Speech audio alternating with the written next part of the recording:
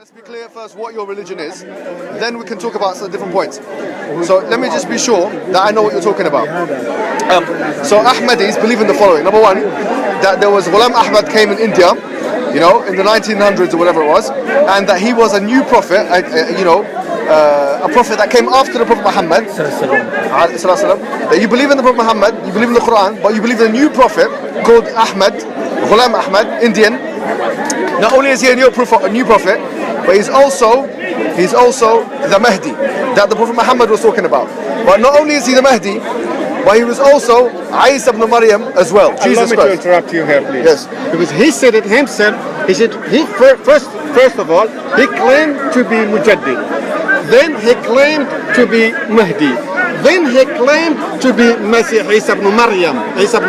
Yeah. Then he came to be. When I said that means Qadiani changed his mind. He said something worse. He said, no, Allah said to Qadiani, now you are Mujaddid. Then he said, no, now you are Mahdi. Then he said, no.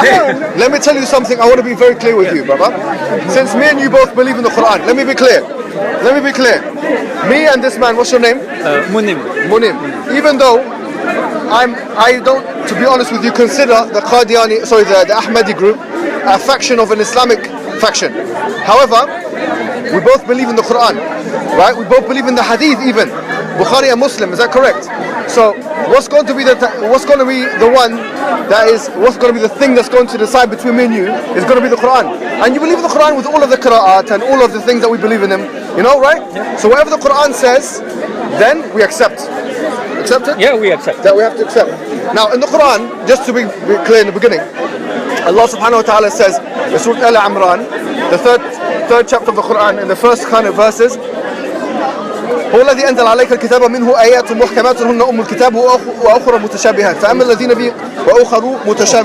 فأما الذين في قلوبهم زيغ فيتبعون ما تشابه منه ابتغاء الفتنة وابتغاء تأويله وما يعلم تأويله إلا الله والراسخون في العلم يقولون آمنا به كل من عند ربنا وما يذكر إلا أولو الألباب. Allah subhanahu wa ta'ala, he says in the Quran that the Quran has two kinds of verses. That has muhkamat verses, yes, unambiguous verses, unambiguous, and mutashabihat, ambiguous verses. The ones who have a problem with the heart will go to the ambiguous verses, yes, in order to try and justify, make a ta'wil, make some kind of interpretation of the Quran. Ibtigha al-fitna, they're trying to follow fitna, meaning corruption and fasad and trials. Ibtigha ta'wili, and they're trying to make their own interpretation. وَمَا يَعْلَمُ تَأْوِيلَهُ إِلَّا اللَّهِ. And no one knows the full interpretation of those ambiguous verses except for Allah subhanahu wa ta'ala. وَالرَّاسِخُونَ فِي الْعِلْمِ يَقُولُونَ آمَنَّا بِهِ. The ones who have true faith say that we believe in all of it. Now we believe in the Quran. The Quran, Surah Al-Ahzab, chapter number 33 of the Quran. Listen to this. Now we believe in the Quran in 10 qira'at mutawatira.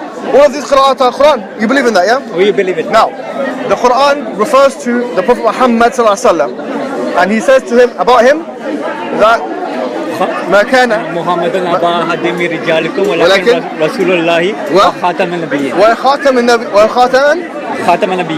النبيين. We know for a fact, there's two things we need to hear. Khatam and Nabiyin. Khatam and Nabiyin means the seal of the prophets. Yeah? Accepted. And Nabiyin means the prophets. Every messenger that has come has been a prophet. We know that. Because a messenger, a Rasul, is higher than a Nabi, which is a prophet. So kullu Rasul Nabi. Every messenger is a prophet. وَلَيْسَ الْعَكْسَ كَذَلِكَ. Not the opposite. It's not true. Okay, so now, do you know in Qira'at Warsh, you believe in the Quran, in Qira'at Al-Ashr, it says وَخَاتِمِ النَّبِيِّينَ. Wait a minute now, wait. What's going on, akhi? We believe in the Quran like Malik and Malik. Malik means owner of the Day of Judgment. Malik means king of the Day of Judgment. Both of them are from Allah subhanahu wa ta'ala. Both of them come from the heavens. In the verse that you're talking about, Surah Al-Ahzab, chapter number 33, it says Khatam al-Nabiyyin, which means the seal of the prophets. Khatim al-Nabiyyin bi-kasr al-ta', with a kasra on it. Bi-kasr al-ta' means the last prophet. The last prophet. There's no لا يحتمل تأويلا. لا يحتمل تأويل. There's no way you can bend this verse and you can change it. Therefore, we don't need to bend this verse because. Now, my question to you. Let me direct the first question. Okay. The first question: if the Quran is directly saying to you that Khatim and Khatim, that he's the seal of the prophets and that he is the last prophet, both. Seal and last. Khatim means last. Khatim. بكسر التاء means last in Arabic. Look, and if you don't believe me, go to Lisan al-Arab. Lisan al-Arab is the lexicon of the Arabs, or you can go to Isfahani's book. Isfahani, Mufradat al-Quran, go to that. Continue. Or you can, if you don't believe me, you can also look at Tafsir Jalalain or any of the tafsir. Khatam means the last prophet. And this is corroborated by the Prophet Muhammad ﷺ himself. What did he say? He said in the hadith which is sahih, لا نبي بعدي. There's no prophet after me. قطعيا. It's a قطعي. Completely clear.